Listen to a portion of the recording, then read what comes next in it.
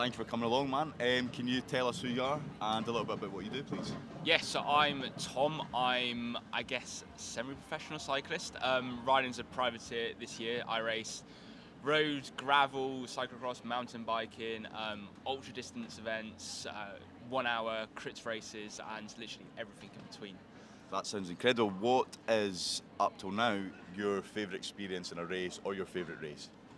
I mean, I love cycling because it's the variety. So throughout the year, I race a whole different range of events, and that keeps it exciting. And actually, yeah, I like that variety rather than just focusing on one discipline. I can understand that because I suppose when you're able to cover such vast distances, more than most runners would, you can see just such a vast variety of terrain. So it must be absolutely incredible to see so much of a different place. Yeah. What countries have you been to doing this kind of thing? Mainly Northern Europe, sorry. So last year was like Spain, Iceland, and then mainly the UK. So Scotland, Wales, England, and yeah, here, there, and everywhere, which is really, really cool. I guess Spain's a bit different to the UK with the weather. How do you prepare differently for those then? If it's, say, a very warm climate compared to if you're out and it might be raining or...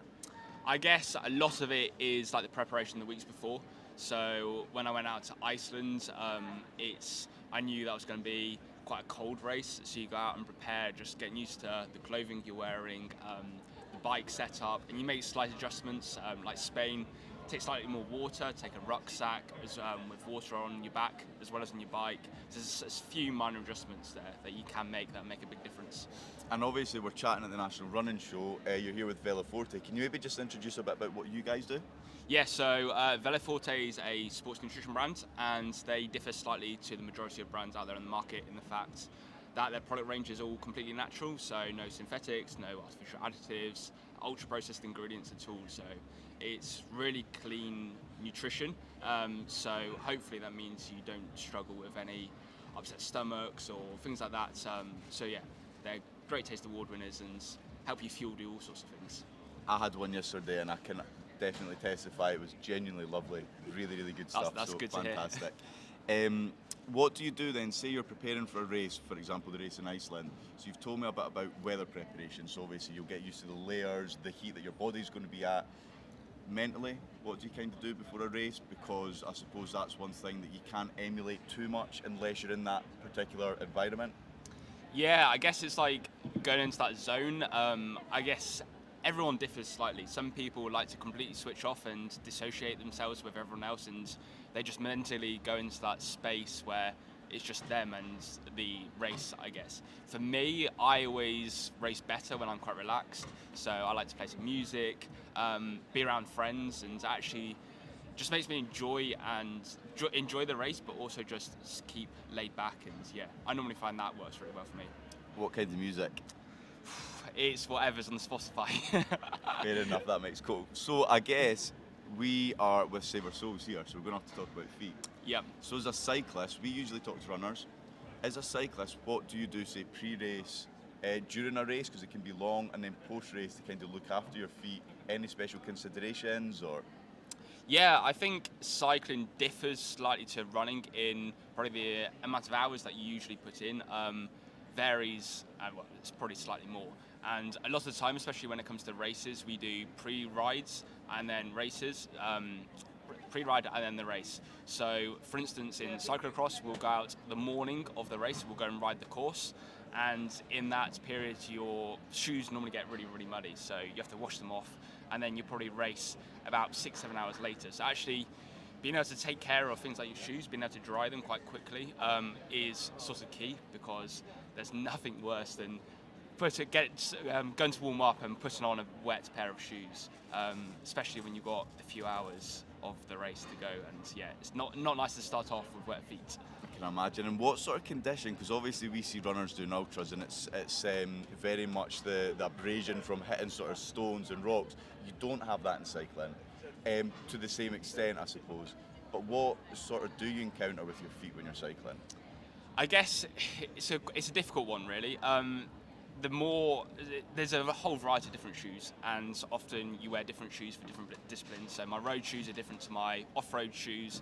And then when I do really, really long distance events, I'll then use a different type of shoe. So one with slightly less carbon in it, so it's slightly less stiff.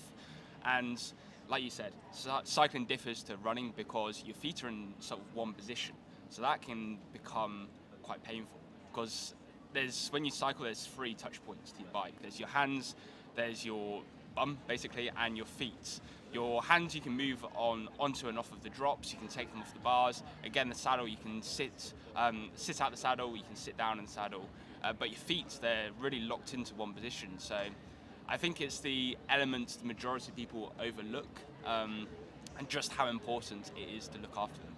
Is there anything then, because your feet are going through, as you say, like I suppose a sustained kind of, not necessarily pain, although it'll become pain, but that sort of sustained pressure ultimately. Is there anything you have that you found works for you? Whether it's a product, whether it's a thing you do, but something that just makes that a little bit easier? I think custom insoles, they're really, really good because at the end of the day, if you buy a pair of shoes off the shelf, they're just an average fit. They're not custom designed for you. If you struggle with flat feet or if you've got a high arch, they're not going to really be that comfortable, especially for those longer distance events. And in the short term, they might be okay, but you don't really know what the long-term negative side effects that's going to be as a result of basically incorrect fitting shoes. So yeah, I think custom insoles are really good, and also getting your socks right. So in the summer, I'll wear like a really lightweight pair, and then in the winter, like a more of a merino, sort of like sweat wicking, but really, really warm pair. And very quickly, do you do much running? I've actually signed up to my first triathlon, so yeah. That's huge. So I've started running. So yeah, it's actually a trail run as part of the triathlon. So yeah, it's 1.5 kilometer sea swim, 50k bike, and then I've got to run to the summit of Snowden and back down, and then a 50k bike ride back to the beach, and then a run along the beach to finish it off. So it's, yeah, triathlon with a bit of a spin. But yeah, a big part of that is going to be trail running, and I think especially trail running in comparison to road running, your feet do get bashed a lot. Like obviously there are different types of trail running shoes which do really, really help, but having something like Save Our Souls is really key, because if I want to go out in the evening and get wet shoes and then want to run again in the morning, there's nothing worse. So being able to just pop your shoes on the dryer and not have to worry about anything is absolutely a game changer for me. That sounds, I didn't actually know that was an event with Snowden involved, so that sounds absolutely fantastic. We'll definitely keep an eye out, and thank you for taking the time to talk to us, man. Thank you very much.